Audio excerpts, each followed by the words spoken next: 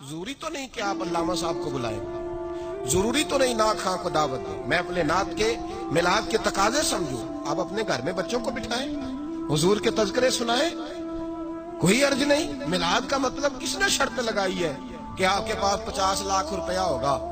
اور میں اپیل کرتا ہوں نعت خانوں سے، علماء سے، تمہیں خدا نے دین کے نام پہ دیا ہے، دین کے نام پہ، دین کے نام پہ۔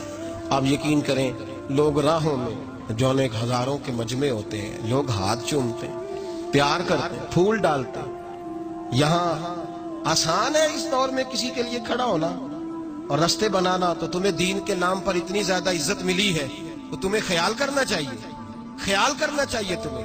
میرے رسول پاک سید عالم صلی اللہ تعالی علیہ وآلہ وسلم نے تو کانٹوں پہ چڑھ کر دین بتلایا ہے، اور ریٹ رکھا ہوا ہے 50,000، 50,000، 30,000۔ شرم نہیں آتی؟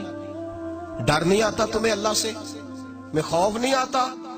اور آپ شکوہ ہے یہ 5% لوگ ہیں پیسے مانگنے والے، 95% خدمت کرنے والے ہیں۔ میں صحیح بات کر رہا ہوں؟ میں آپ کو نعت کا گنوا سکتا ہوں جو ریٹ طے کر کے آتے ہیں، تو جو باقی سارے فی سبیل اللہ پڑھتے ہیں ان کو کیوں نہیں بلاتے؟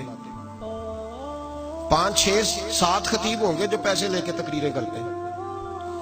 آپ لوگوں نے اہل سنت کو بدنام کرنے کے لیے ان 4-5 کا نام لینا صرف، باقی 95 کی بات کرو جو دین کی بات کر رہے ہیں، جو مدارس میں بیٹھ کے دین پڑھا رہے ہیں، جو سارا دن رسول اللہ کی حدیث کا درس دیتے ہیں۔ اور شکوہ ہے قوم سے، ہر چیز کو لوگوں نے بکاؤ سمجھ لیا۔ جب اچھے لوگوں کی قدر نہیں کرو گے تو پھر برے لوگ تو میدان میں آئیں گے۔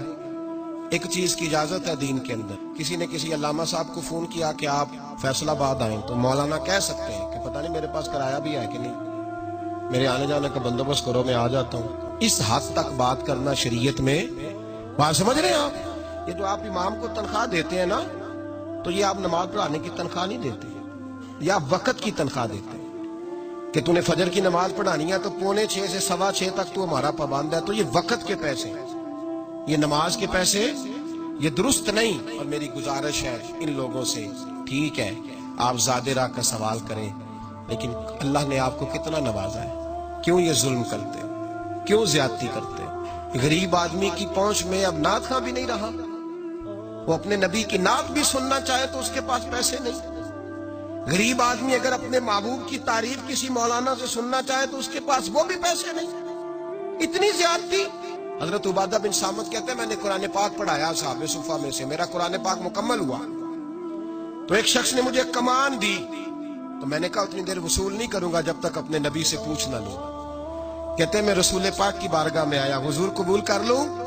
فرمایا اس لیے نہ قبول کرنا، گویا سمجھایا فی نفس، اس لیے نہ قبول کرنا کہ قرآن کا معاوضہ ہو، ورنہ یاد رکھنا اللہ قیامت میں آگ کا لباس پہنا دے گا۔